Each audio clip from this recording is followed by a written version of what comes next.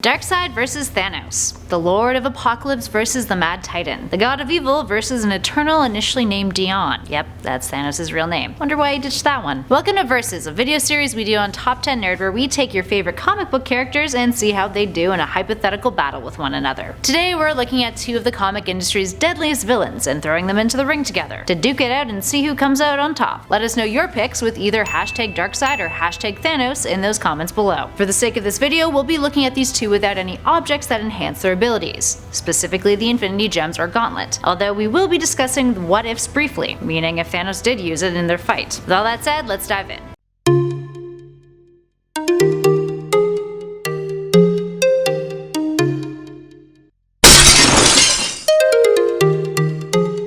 Now before we start sizing these two up, let's take a brief look at their individual origins. Darkseid first appeared in 1970's Superman's pal Jimmy Olsen, number 134, with a little cameo, and then later made his official debut the next year in Forever People issue 1. A bit of an odd start, but that's because the Jimmy Olsen issue was his creator Jack Kirby's first debut at DC Comics, and naturally Kirby had started crafting new characters to add into the DC universe. Darkseid is one of Kirby's new gods, a species that appeared in their own solo title in the same year. They are natives of the planets New Genesis and Apocalypse, with the latter being the planet Darkseid rules. Initially, Kirby wanted this to be a limited series, but because of sales, DC demanded that it continue to run, to which critics have noted that in later years it's easy to spot plot holes. Anyway, Darkseid eventually became a villain of Superman and Batman's, among other DC heroes. After the New Gods, Forever People, and Mr. Miracle, all the titles he was previously in, were cancelled. His origins tell of how he was second in line to the throne of Apocalypse, and killed his brother to claim it. The power he gained turned him into a stone-like creature, and after killing off the majority of his family so he would be the supreme monarch, he began growing restless about other deities, and started to attempt to invade and conquer other places where they roamed. With the goal of eliminating all free will from the universe in order to shape it into his own image, Darkseid sought out the anti-life equation, and targeted Earth, believing that he could piece together the equation through the minds of humans, where he believed most of it could be found. The New 52 continuity changed up his origin quite a bit, having him start off as a farmer who tricked the deities of his world and killed them all, then created Apocalypse himself. Darkseid has killed gods before, like Zeus, and has been killed with those with godlike powers like Anti-Monitor, despite being resurrected. Moving on, what about Thanos? Well, Thanos had an interesting upbringing. He was born with Deviant Syndrome, which physically made him appear like the Eternals' cousin race and enemies, the Deviants. His mother practically disowned him because of this, and the syndrome highly affected his youth years. At an early age, he became obsessed with death and nihilism, which eventually led to him falling in love with Lady Death and trying to prove his worthiness to her by not only killing his family, but other Eternals, and also seeking out universal power in the form of the Cosmic Cube. In addition to that, we can't forget to mention that Thanos is a bit of a Darkseid New Gods ripoff. Jim Starlin had stated that Thanos was very much inspired by Kirby's New Gods, and editor Roy Thomas pushed for him to appear more like Darkseid as opposed to his initial inspiration, Metron. Side note, we've also seen Darkseid and Thanos in their baby forms over the years, and it's just as amazing as you'd imagine. That being said, baby Darkseid was pretty homicidal, so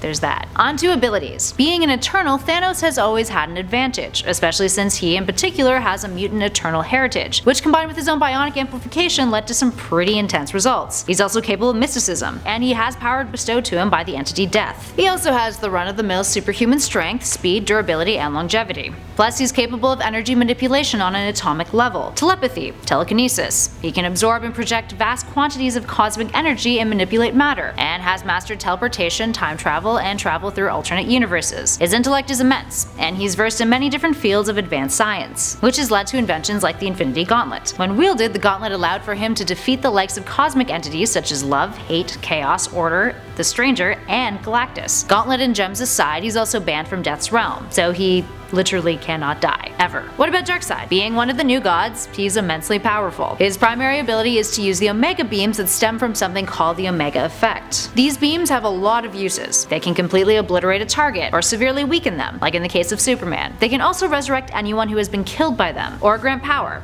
as was the case with Mary Marvel. At times, he's been able to take on the whole Justice League at once, crush a lantern ring with his bare hands, has caught Superman off guard and reacted within nanoseconds, can increase his own size, and has been able to hold his own against the likes of Zeus. Plus, he can regenerate if he's been disintegrated, which pretty much makes him impossible to kill. He's omnipotent, can manipulate mass and energy, can fly and teleport, has that run-of-the-mill superhuman strength, speed, durability, and longevity. So there's a lot going on between these two, and a lot of similarities. On to the fight. An initial brawl would see Darkseid using his Omega beams on Thanos, potentially weakening him quite a bit. But Thanos' retaliation and healing would be swift. Both are immortal, and both pack a punch in hand-to-hand combat and matter manipulation. But at the end of the day, Darkseid is innately omnipotent, whereas Thanos needs to do some groundwork in order to achieve that. His efforts with the Infinity Gauntlet and the Cosmic Cube attest to it. But without having acquired the gems, or without having the time to carry out a masterful scheme, Thanos just doesn't hold up to the power that Darkseid already wields. Darkseid is a god, and while Thanos as an Eternal is practically straddling the line between god and all-powerful immortal, he just isn't quite up to par with the DC villain. Perhaps it would be a more equal fight if Thanos had the powers of the Infinity Gems in place. The Soul Gem and the Reality Gem would surely hurt Darkseid,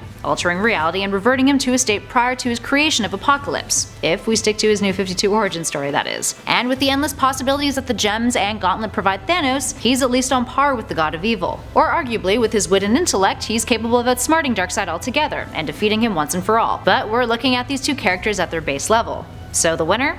Darkseid.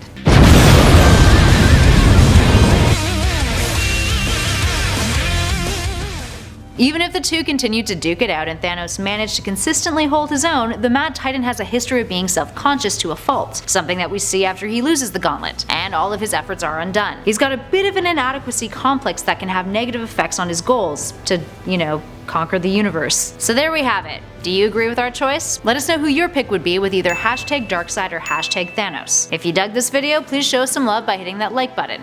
And if you're new, hit that subscribe button to hang out with us some more. We've also got a ton of other nerdy videos for you to check out, including some other great Versus ones, so feel free to take a look at our Versus playlist flashing on your screen right now. In the meantime, thanks for watching. I've been Kelly Pally, and this has been Top 10 Nerd. Catch you all in the next one.